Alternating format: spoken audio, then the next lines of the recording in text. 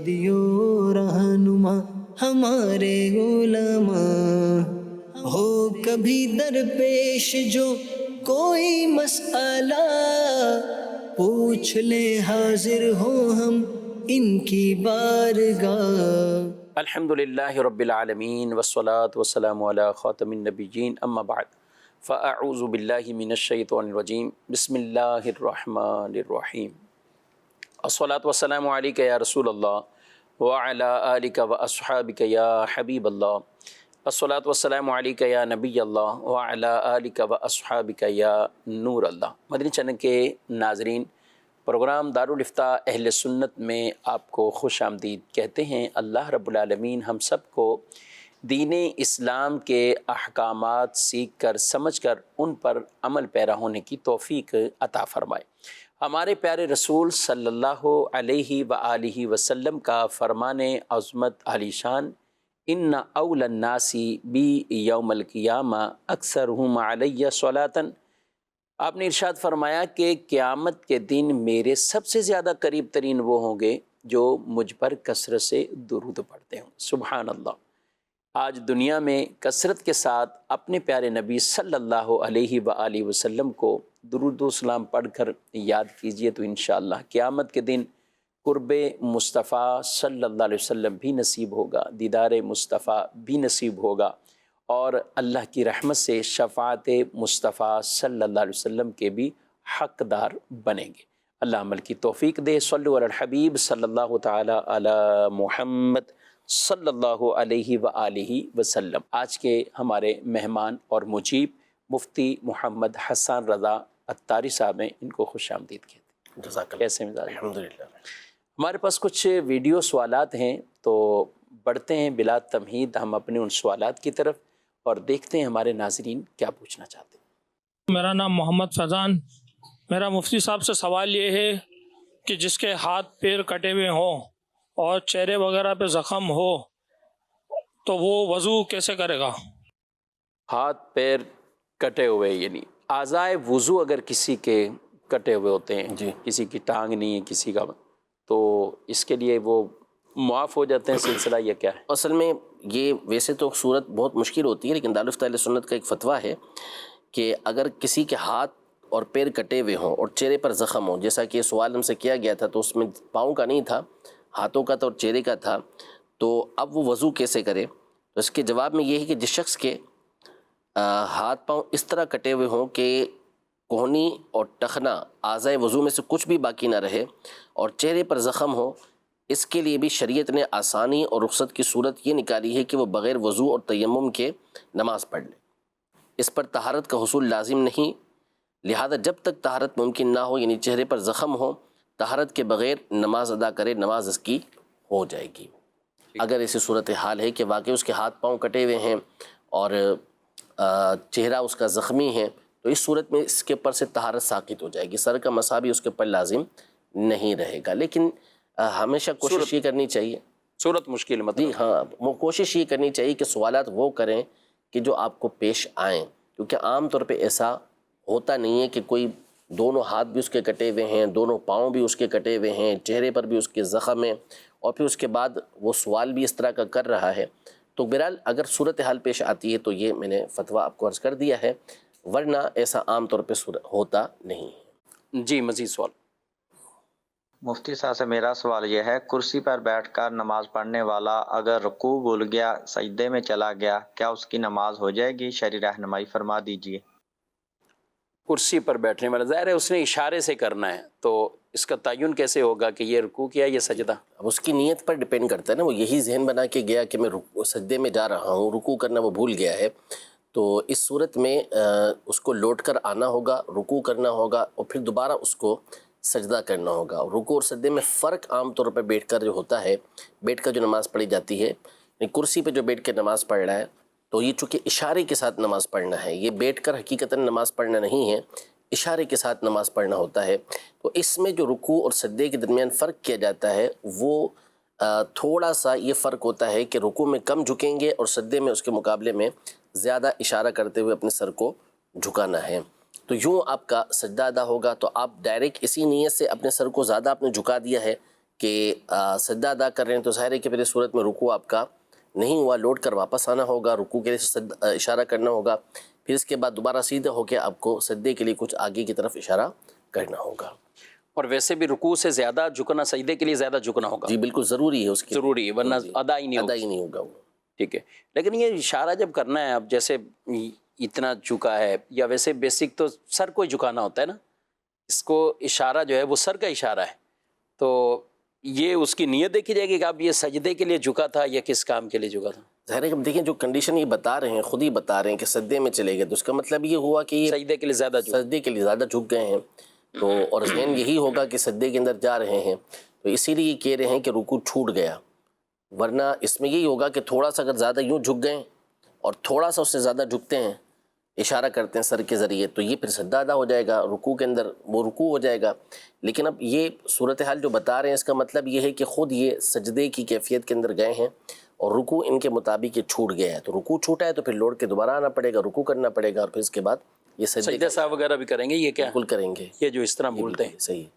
تو یہ کرسی والوں کے لیے کافی زیادہ ہے بنسبت دوسروں کے، اب توجہ کی ضرورت زیادہ ہے، زیادہ ہے نا، یہ یہ توجہ رکھنا سہولت ہوگی، صرف نہیں ہے، اس میں توجہ بھی زیادہ چاہیے۔ توجہ ضروری ہے۔ اب جیسے ہم عام رکعتوں میں اگر بھول کر کوئی دوسری رکعت کے بعد تیسری کے لیے کھڑا ہو جائے تو ظاہر ہے کھڑا ہونا ایک پورا عمل ہے، بعض اوقات تھوڑے سے اٹھتے ہیں تو یاد آ جاتا ہے، کچھ زیادہ ہیں تو یاد آ جاتے ہیں۔ اب کسی نے اتحیات میں ہاتھ رکھنے ہیں کرسی والے نے، اب وہ تو اس کا تو یہی پورا ایک رکن تبدیل ہے، کیا کہیں گے؟ ایسا ہی ہے نا، ظاہر تو یہ بہت زیادہ توجہ رکھنا ہوتی ہے۔ اسی طرح جب سجدے کرنے ہوتے ہیں تو اس میں توجہ ضروری ہوتی ہے، پھر اتحیات میں بیٹھنے کے لیے توجہ بہت زیادہ یہ ضروری ہوتی ہے، تو ویسے بھی نماز میں توجہ تو رکھنی ہی چاہیے، جی حکم تو یہی ہے۔ ان کو اپنے ارکان کی صحیح ادائیگی کے لیے اور دوسروں کے مقابلے میں اور زیادہ توجہ رکھنا ہوگی۔ اس میں دارالتعلیم سنت کی طرف سے ایک خوبصورت رسالہ بھی ہے، کرسی پر نماز پڑھنے کے احکامات، کرسی پر نماز کس صورت میں پڑھی جا سکتی ہے اور کس صورت میں نہیں پڑھی جا سکتی، کون سا ایسا شخص ہے کہ جو کرسی کے لیے معذور شمار کیا جائے اور وہ کرسی پر پڑھ سکتا ہے۔ تو یہ پوری ڈیٹیل تفصیل، کب قیام آدمی سے ساکت ہوتا ہے اور کب کہ اس سے قیام اور یہ سب چیزیں ساکت ہو جائیں کہ زمین پر وہ سجدہ کرنے پر قادر نہیں ہے، زمین سے بلند کوئی ایسی تخت یا کوئی ایسی چیز جو 9 انچ کی ہو وہ ان پر بھی قادر نہیں ہے، تو پھر جا کر اس کے لیے اشارے سے نماز پڑھنے کے احکامات آتے ہیں۔ تو یہ پورا ایک رسالہ ہے کرسی پر نماز کے حوالے سے، قبلہ مفتی فضیل رضا عطاری صاحب دامت برکاتہم العالیہ، یہ استاد محترم کا یہ رسالہ ہے، ان کا تحریر کرتا ہے، اس کا مطالعہ کیجئے۔ دارالتعلیم اہل سنت کے بھی یوٹیوب چینل پر بھی اور فیس بک پر بھی اس کا پریکٹیکل کر کے باقاعدہ کرسی کے ساتھ کہ کب کب کہاں گنجائش ہے اور کہاں اجازت ہے اور کہاں اجازت نہیں ہے، تو یہ پورا ایک تفصیلی بیان یا کلپ کہہ لیں، تقریباً 20 منٹ کے لگ بھگ ہے، تو اس میں پوری گفتگو کی ہوئی ہے۔ تو میں سمجھتا ہوں کہ اگر کوئی کرسی پر نماز پڑھ رہا ہے یا پڑھنا چاہتا ہے کہ میرے لیے اجازت ہے یا نہیں، تو یہ دارالتعلیم اہل سنت کے پیجز پر جا کر اگر آپ اس کلپ کو سن لیتے ہیں تو امید ہے کافی چیزیں آپ کے لیے بالکل ایک واضح ہو جائیں گی کہ میرے لیے رخصت ہے یا میرے لیے رخصت نہیں ہے، کیونکہ رخصت نہ ہونے کی صورت میں اب اگر کوئی اشارے سے پڑھ رہا ہے تو وہ بظاہر ٹائم بھی لگا رہا ہے، مسجد میں بھی جا رہا ہے، وضو بھی کر رہا ہے، سب کچھ کر رہا ہے، مگر اس کو کرسی پر اگر اجازت ہی نہیں ہے اشارے سے نماز پڑھنے کی، تو یوں وہ نمازیں اس کے اوپر برقرار رہیں گی اور ان نمازوں کی ادائیگی یعنی قضا کی صورت میں کرنا ان پر لازم ہوتی ہیں۔ تو یہ مسئلہ بھی ہمیں سنجیدگی کے ساتھ بہرحال سمجھنا چاہیے۔ مزید سوال؟ میرا آپ سے سوال ہے کہ نماز میں 2 سجدے مثال دے دیتے ہیں، پھر بھول جاتے ہیں کہ تیسرا سجدہ بھی دے دیا، تو کوئی عرض تو نہیں؟ جی 2 سجدے کرنے ہوتے ہیں، تیسرا بھی کر دیا، یہ دے دینا کیا ہوتا ہے؟ سجدہ دے دیا، ایک سجدہ دے دیا، قربانی دے دی تھی تو وہ بولتے ہوں گے سجدہ دے دیا، یعنی ادائیگی کر لی۔ بہرحال تیسرا سجدہ اگر کیا ہے تو واجب کا آپ نے ترک کیا ہے اور یہ تکرار ہوئی ہے، تو اس صورت میں بھول سے یہ ہوا ہے تو آخر میں سجدہ صاف کریں گے، نماز آپ کی ہو جائے گی، اور جان بوجھ کے اگر ایسا کیا ہے تو نماز دوبارہ پڑھنا ہوگی، اب سجدہ صاف جو ہے وہ کفایت نہیں کرے گا۔ اچھا جی، کچھ سوالات بھی ہیں، ان کو بھی شامل کر لیتے ہیں۔ کہتے ہیں کہ گھر میں گھریلو صدقہ باکس جو رکھے ہوئے ہیں، اب اس میں جو رقم ہے، اب اگر کوئی فقیر کوئی سوالی آ جائے تو کیا ان کو وہ صدقہ باکس والی رقم دے سکتے ہیں؟ اگر تو گھر کی اپنی ذاتی رقم ہے، یعنی خود ڈالی ہے اس میں، یا گھر کے جو افراد ہیں انہوں نے مل کے ڈالی ہے اور ان کی طرف سے اس بات کی اجازت ہوتی ہے کہ آپ ایسے فقیر کو بھی دے سکتے ہیں، تو پھر دے سکیں گے۔ اور اگر وہ باہر سے کسی سے آپ نے لی ہے اور خاص ایک مد کے اندر لی ہے کہ مثال کے طور پر آپ دعوت اسلامی کو یہ رقم پہنچائیں گے اور انہوں نے اسی نیت کے ساتھ آپ کو دی ہے، تو پھر دینے کی اجازت یہ نہیں ہوگی۔ اور جس صورت میں دینے کی اجازت ہوتی بھی ہے تو اس میں بھی غور کر لیا جائے کہ جو پروفیشنل اس طرح کے مانگنے والے ہوتے ہیں ان کو دینے سے گریز کرنا لازم ہے۔ اور اگر پتہ ہے کہ یہ لوگ بے ضرورت بلا ضرورت بھیک مانگ رہے ہیں، شرعاً ان کو اس کی اجازت نہیں ہے، تو اب ان کو دینا یہ گناہ ہے، اس سے آپ کا صدقہ ادا نہیں ہوگا بلکہ آپ گناہگار ہوں گے اور آپ پر توبہ کرنا بھی ضروری ہوگا۔ اچھا، اپنی رقم کے حوالے سے بھی مصطفیٰ، گھر میں تو کئی لوگ جیسے یعنی گھر میں بھی اگر اپنی فیملی والے ہی ہیں تو پھر بھی ان کی اجازت سے ہی کرنا ہوگا یہ؟ ظاہر ہے کہ جو فیملی کے افراد 10 افراد ہیں، 10 افراد نے الگ الگ پیسے اس میں ڈالے ہیں، سب کی نیتیں ہیں دعوت اسلامی کو پہنچانے کی، جی کہ جب بھر جائے گا تو اس کے بعد دعوت اسلامی کو پہنچا دیں گے، تو اب ان کی اجازت تو ضروری ہوگی۔ ٹھیک ہے، خود ہی ڈالتا ہے روزانہ اس میں پیسے، اب اس کے اپنے ہیں، وہ خود کسی اور نیک کام کے اندر خرچ کرنا چاہتا ہے تو وہ کر سکتا ہے۔ صحیح جی، مزید سوال۔ مفتی صاحب سے میرا یہ سوال ہے، اگر کسی نے کہا اپنی بیوی سے کہ آپ میری والدہ سے نہیں لڑیں گے، اگر آپ لڑیں تو میں آپ کو 3 طلاقیں دے دوں گا، تو اس بارے میں رہنمائی فرماتے ہیں۔ اللہ اکبر، یعنی ڈائریکٹ اس طرح چلیں، اگرچہ دے دوں گا کے الفاظ بولیں، کیا کہیں؟ بہرحال یہ تو ارادے والی بات ہے، دے دوں گا، اس سے طلاق تو نہیں ہوگی، لیکن یہ طریقہ کار ٹھیک نہیں ہے۔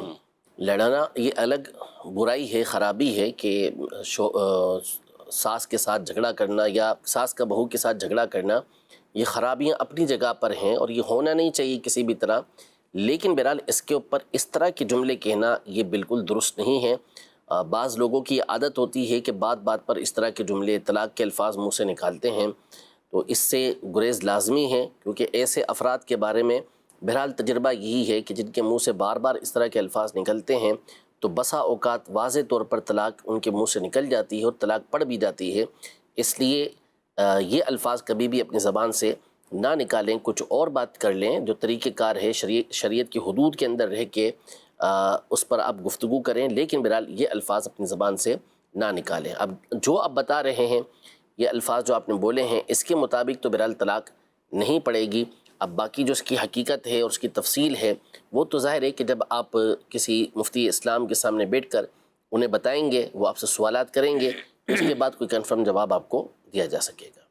ٹھیک ہے، لیکن طریقہ اگر بالکل غلط ہے، اب یہ تو کوئی بات ہی نہیں ہے، کون سا گھر کہہ لیں ایسا کہ جہاں اس طرح کے مسائل نہیں ہوتے ہیں؟ تقریباً ساس بہو کے یہ مسائل ہر جگہ ہوتے ہیں، ہر جگہ ہوتے ہیں، تو اگر بات بات پر یہی طلاق کی دھمکی دیں تو یہ بھی ٹھیک نہیں ہے۔ اور پھر وہی جو مفتی فرما رہے ہیں کہ بعض اوقات آدمی اس طرح کے کچھ الفاظ پھر ادا بھی کر لیتا ہے، تو اس سے ضرور اپنے آپ کو بچانا چاہیے۔ جی، مزید سوال جو ہے وہ، کیا بھتیجا اپنی چچی کے ساتھ نکاح کر سکتا ہے چاچو اگر انتقال کر گئے ہوں؟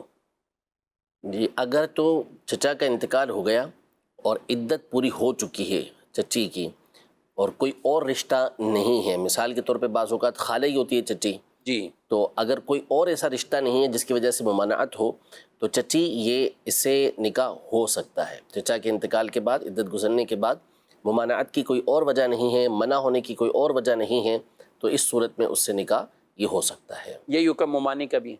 یہ ممانی کا بھی ہو سکتا ہے، بالکل یہی صحیح حکم ہے، ٹھیک ہے جی۔ مزید سوال۔ میرا مفتی صاحب سے یہ سوال ہے کہ جسم کے کسی بھی حصے کا حجامہ کروانے پر غسل فرض ہوتا ہے یا نہیں؟ حجامہ کروانے پر، حجامہ میں تو بلڈ نکلتا ہے، جی، غسل فرض ہوگا؟ نہیں، غسل فرض نہیں ہوتا۔ غسل فرض ہونے کے اپنے اسباب ہیں جن کی وجہ سے غسل فرض ہوتا ہے۔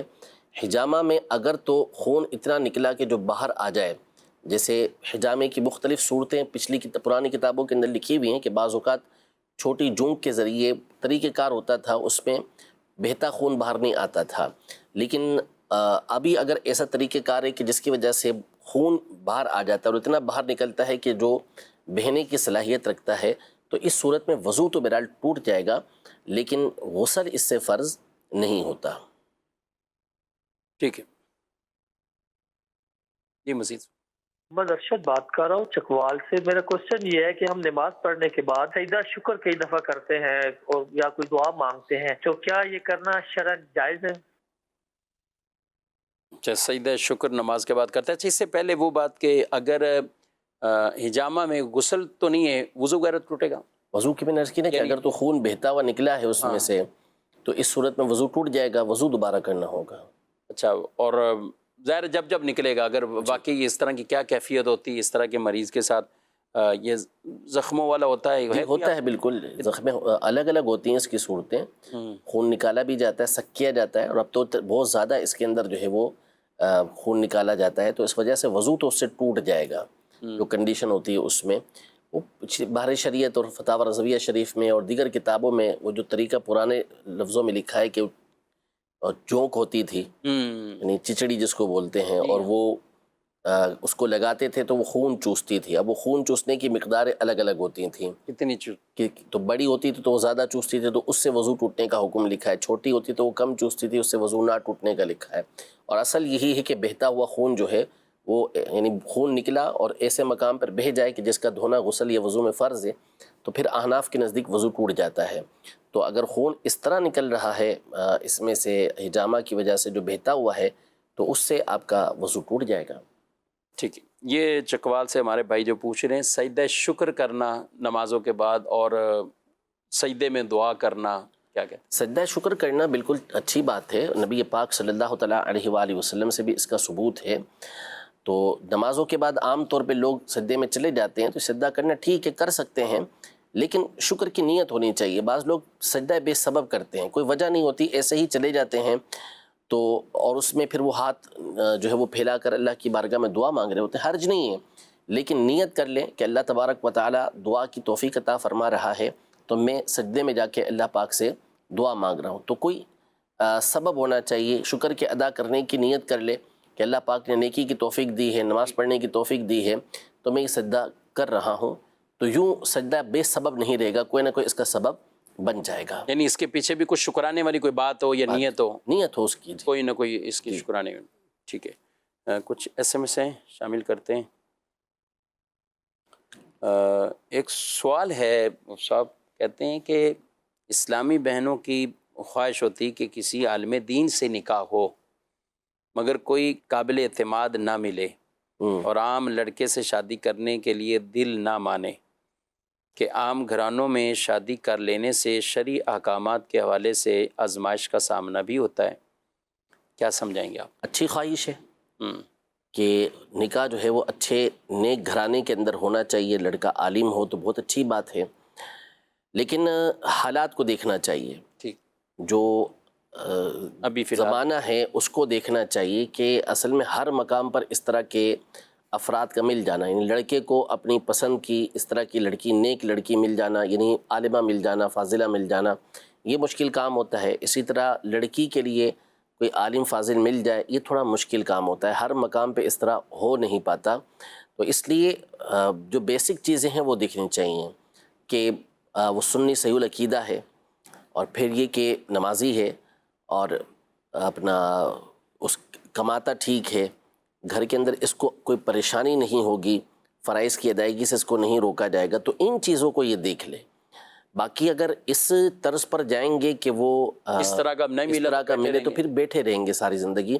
تو اگر سنی صحیح العقیدہ ملتا ہے تو اس سے، اور آپ کے نان نفقے کا انتظام اس میں صحیح ہوگا، کوئی ظلم و ستم نہیں ہوگا، آپ کو فرائض سے نہیں روکا جائے گا، تو نکاح ہو جانا چاہیے۔ پھر اس کے بعد آپ انفرادی کوشش کریں کہ وہ نیکی کی طرف آئے، بھلائی کی طرف آئے، اور پھر ہو سکتا ہے کہ آپ کے جانے کی وجہ سے وہ مفتی عالم بن جائے۔ تو اس لیے بس بنیادی بیسک دیکھ لینی چاہیے کہ عقیدہ اس کا درست ہونا چاہیے، گھر کا ماحول آپ کے لیے ظلم و ستم والا نہ ہو، پریشان کرنے والا نہ ہو، اور آپ کو کم از کم جو بنیادی ضروریات ہیں وہ پوری کر سکتا ہو، تو ایسے رشتے سے منع نہیں کرنا چاہیے، کیونکہ دور ایسا ہے کہ پھر اس انتظار میں رہیں گے تو کہیں ایسا نہ ہو کہ مشکل کے اندر پڑ جائیں۔ ٹھیک ہے، اور ویسے عام طور پہ ضروری تو نہیں کہ غیر عالم کے یہاں کہیں شادی کی تو وہاں آزمائش ہوتی ہو، ہر جگہ تو نہیں ہوتی، بعض جگہ دیکھیں ہوتی یہ تو قسمت کی بات ہوتی ہے. اللہ پاک ہماری تمام بہن بیٹیوں کے نصیب اچھے کرے، آمین آمین ان کے گھروں کے اندر سکھ اور چین کی زندگی نصیب فرمائے. آمین. پانچوں انگلیاں کہیں بھی برابر نہیں ہوں. صحیح بات. ایک بندہ آپ کو ماحول والا نظر آ رہا ہے جی. اور داڑھی والا نظر آ رہا ہے، نمازی پرہیزگار نظر آ رہا ہے، تو ضروری نہیں ہے کہ وہ اپنے گھر والوں کے ساتھ بھی اچھا ہی ہو. ایسے بہت سے افراد ہوتے ہیں کہ بظاہر پرہیزگار ہوں گے، نیک ہوں گے، اور ممکن ہے کہ اس کے ساتھ عالم کا ٹائٹل بھی لگتا ہو.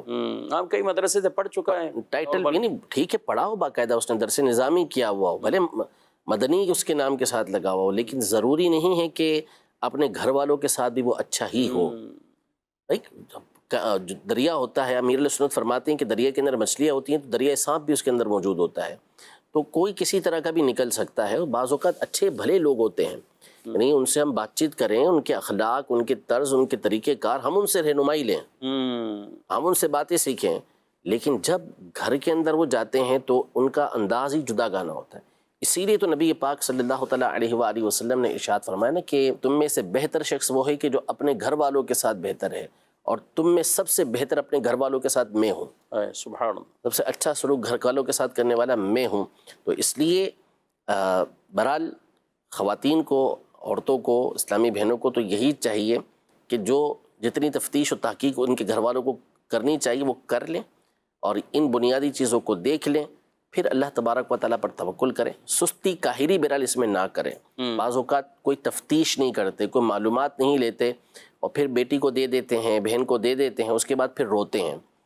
تو اس لیے اپنے طور پر مکمل تفتیش ہو، مکمل تحقیق ہو، مکمل معلومات ہو، اس کے بعد پھر آپ نے نکاح کر دیا تو اللہ تبارک و تعالیٰ کے سپرد کر دیں. اللہ تبارک و تعالیٰ گھر بہتر بنانے والا ہے. پھر اس کے بعد اگر کوئی مسائل ہوتے ہیں تو کسی سمجھدار سنی عالم دین سے اس پہ مشورہ کرنا چاہیے. ٹھیک ہے. اور اس حوالے سے دارالتعلیم سنت کے نمبرز بھی اپنے پاس رکھیں، اگر کبھی کوئی اس طرح کے معاملات ہو بھی جاتے ہیں، اور یا آپ اپنے ذہن سے کیا دیکھنا چاہتے ہیں کہ اس طرح کا ہو. اور بعض اوقات جو شرعی مسائل لکھا ہے کہ ہمیں شرعی مسائل میں بھی آزمائش کا سامنا ہو سکتا ہے، تو ان مسائل کو بھی ڈسکس کر لیا جائے. ہو سکتا ہے کسی کے ذہن میں کچھ اور باتیں بیٹھی ہوئی ہیں کہ مجھے ان تمام تر چیزوں کی بھی رعایت کرنی، اور یہ وہاں پہ نہیں ہو پائے گا، اور وہ جو بیسک بات ذہن میں بیٹھی ہوئی وہی بنیادی اس طرح نہ ہو. کیا فرماتے ہیں؟ صحیح ہے. اب انہوں نے اپنے ذہن میں تو بٹھا لیا ہے کہ یوں ہو، اب وہ سامنے والے میں، یعنی اس کے اوپر یہ لازمی نہیں ہے کہ مثلا نماز ہے بالفرض، نماز کے لیے ہم پابندی کرنی چاہیے، ہر مسلمان پہ فریضہ ہے. اور اسی طریقے سے اب جماعت ہے، دیگر اور کچھ چیزیں جو مردوں سے متعلق ہیں، بیوی کو کوشش ٹھیک ہے اپنے تعلق کر لیں، لیکن آپ اس کو شروع سے ہی دیکھیں گے، اس میں آپ کیا کہیں گے؟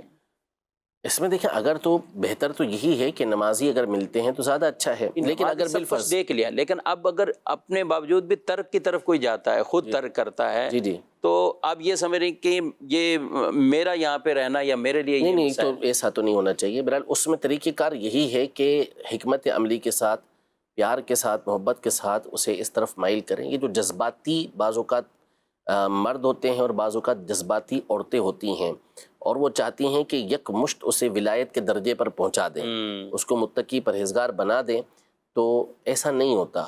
ہر ایک کی طبیعت جو ہے وہ اس طرح کی نہیں ہوتی. آپ آہستہ آہستہ انفرادی کوشش کریں، محبت بے پناہ اسے دیں، اس کی خدمت کریں. نتیجہ یہ نکلے گا کہ ایک وقت آئے گا کہ وہ آپ کی ہر بات مانے گا یا مانے گی، اور پھر آپ اس میں اسے جو ہے وہ نماز کی طرف، دیگر نیک کاموں کی طرف لگا سکیں گے. ورنہ جاتے ہی آپ بولیں کہ آپ نے تہجد پڑھنی ہے آج سے میرے ساتھ، وہ کہاں پڑھے گا نماز تہجد آپ کے ساتھ. نمازوں کی اسے تلقین آہستہ آہستہ طریقے کے ساتھ کرتے رہیں.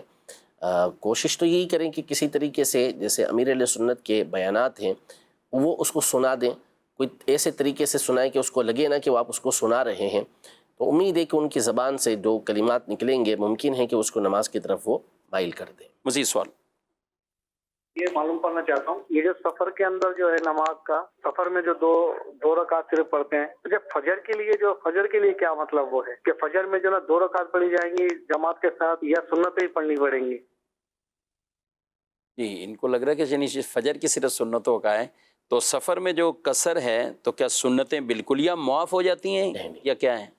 نبی پاک صلی اللہ تعالیٰ علیہ وآلہ وسلم کے دونوں طرح کے افعال جو ہیں وہ احادیث طیبہ کے اندر موجود ہیں. بعض میں یہ کہ نبی پاک صلی اللہ علیہ وسلم نے صرف فرض ادا کیے سفر میں، اور بعض احادیث طیبہ، یہ دونوں سیاہ ستہ کی حدیثیں ہیں، کہ بعض میں یہ کہ نبی پاک صلی اللہ تعالیٰ علیہ وسلم نے سنتیں بھی نماز سے پہلے و بعد کی ادا کی، جیسا کہ عام حالت میں آپ ادا کرتے تھے. تو وہ یہی صورتحال ہے کہ بندہ ایسی کیفیت کے اندر ہے کہ جس کو افراتفری کی صورت بولتے ہیں، کہ اس نے ابھی آگے جانا ہے، صرف اتنا وقت ملا ہے کہ وہ فرض ادا کر سکتا ہے، تو پھر وہ فرض پڑھے.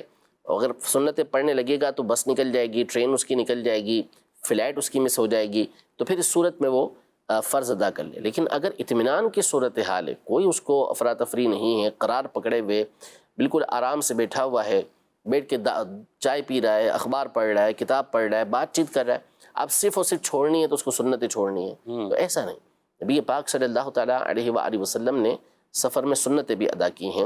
تو بالخصوص جو فجر کی سنتیں ہیں وہ تو نبی پاک صلی اللہ علیہ وسلم ہمیشہ پڑھا کرتے تھے، اس پر تو بہت زیادہ آپ پابندی کیا کرتے تھے. تو اس لیے سنتیں چھوڑی نہ جائیں، سنتیں پڑھی جائیں. ہاں اگر افراتفری کا عالم ہے، بس نکل جائے گی، قافلہ جدا ہو جائے گا آپ سے، لوگ نکل جائیں گے، اس میں صرف آپ فرض ادا کرتے ہیں تو ٹھیک ہے، اس میں آپ فرض ادا کر سکتے ہیں، ورنہ نارمل یوں نہ چھوڑیں. جی. اب رمضان شریف میں ایک تعداد ہوتی ہے جو مکہ مکرمہ مدینہ شریف یعنی اس طرح حاضری بھی دیتے ہیں، تو یہ بھی ایک تعداد سفر میں ہی ہوتی، مسافرین ہی کے اوپر ہی ہیں. تو ان کو بھی کیا سنتیں وغیرہ بالکل اتنے عظیم سفر پر، جی اتنے عظیم سفر پر ہیں وہ، تو ظاہر ہے کہ جب کوئی وجہ ہی نہیں ہے، اور عام طور پہ ہوتی بھی نہیں 8 دن کافی دیر نہیں، کافی دیر جیسے وہ تو چلے رہنا ہے. جب مکے سے مدینہ شریف یا مدینہ شریف سے مکہ شریف آ رہے ہوتے ہیں تو راستے میں کئی مقامات آتے ہیں جہاں پہ بس آرام سے رکتی ہے، لوگ پوری نمازیں پڑھ رہے ہوتے ہیں اور بیٹھ کے کھانا کھاتے ہیں، چائے پی رہے ہوتے ہیں. تو صرف اس وقت میں سنتیں چھوڑ دینا یہ تو پھر محرومی کی دلیل ہے. اور سنت موقدہ کے لیے تو بالکل لازمی اہتمام کرنا چاہیے. کچھ سوالات بھی کہتے ہیں جو معذور شرعی ہیں، معذور شرعی اگر